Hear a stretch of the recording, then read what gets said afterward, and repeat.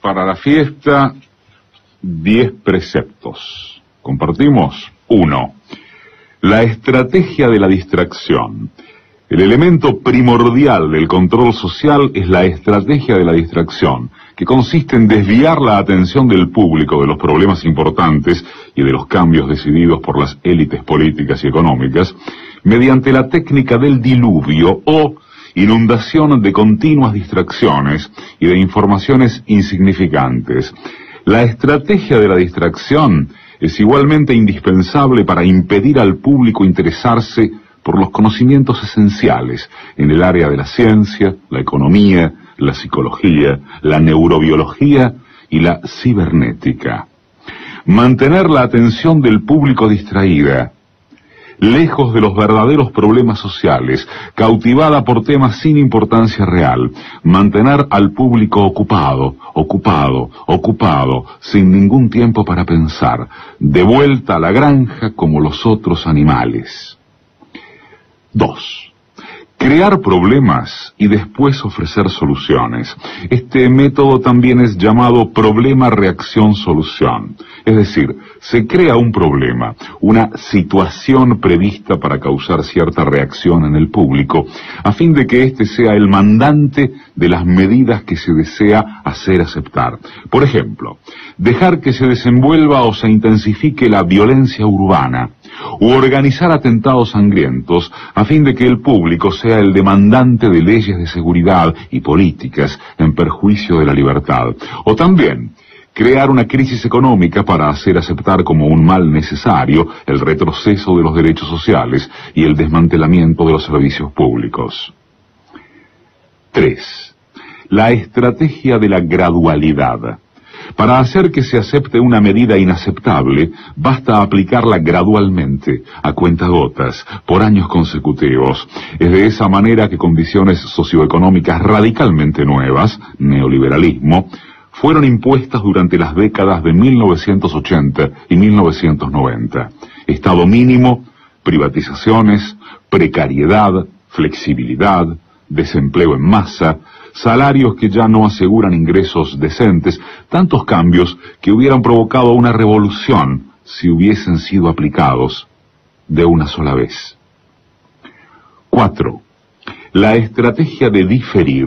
Otra manera de hacer aceptar una decisión impopular es la de presentarla como dolorosa y necesaria, obteniendo la aceptación pública, en el momento, para una aplicación futura.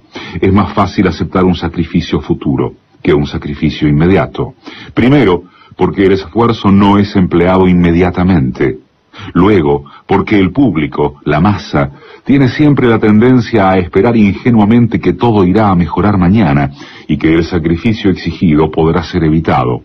Esto da más tiempo al público para acostumbrarse a la idea del cambio y de aceptarla con resignación cuando llegue el momento. 5. Dirigirse al público como criaturas de poca edad.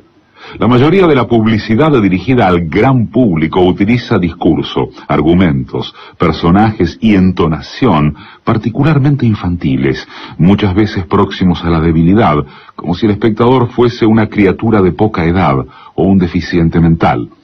Cuanto más se intente buscar engañar al espectador, más se tiende a adoptar un tono infantilizante.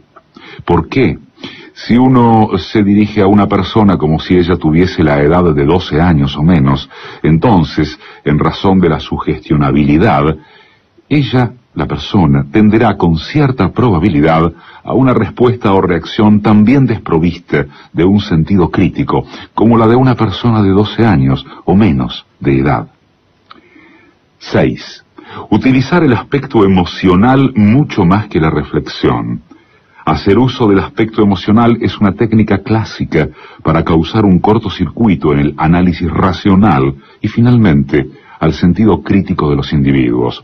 Por otra parte, la utilización del registro emocional permite abrir la puerta de acceso al inconsciente para implantar o injertar ideas, deseos, miedos y temores, compulsiones o inducir comportamientos.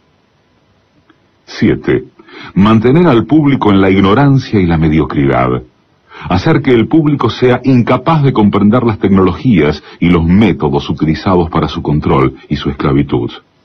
La calidad de la educación dada a las clases sociales inferiores debe ser la más pobre y mediocre posible, de forma que la distancia de la ignorancia que planea entre las clases inferiores y las clases sociales superiores sea y permanezca imposible de alcanzar para las clases inferiores. 8. Estimular al público a ser complaciente con la mediocridad. Promover al público a creer que es moda el hecho de ser estúpido, vulgar e inculto. 9. Reforzar la autoculpabilidad.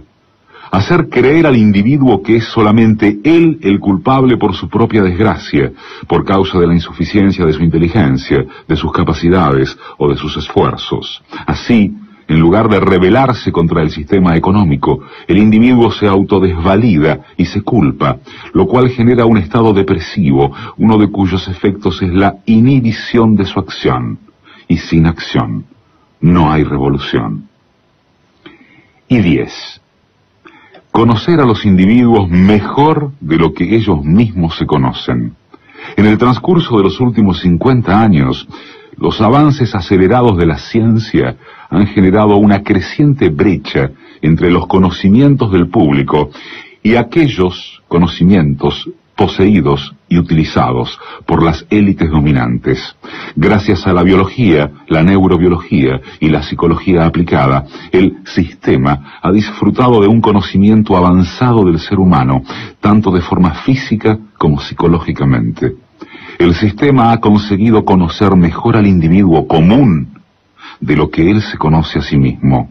Esto significa que, en la mayoría de los casos, el sistema ejerce un control mayor y un gran poder sobre los individuos, mayor que el de los individuos sobre sí mismos. Lo escribió el lingüista Noam Chomsky. 10 estrategias de manipulación mediática.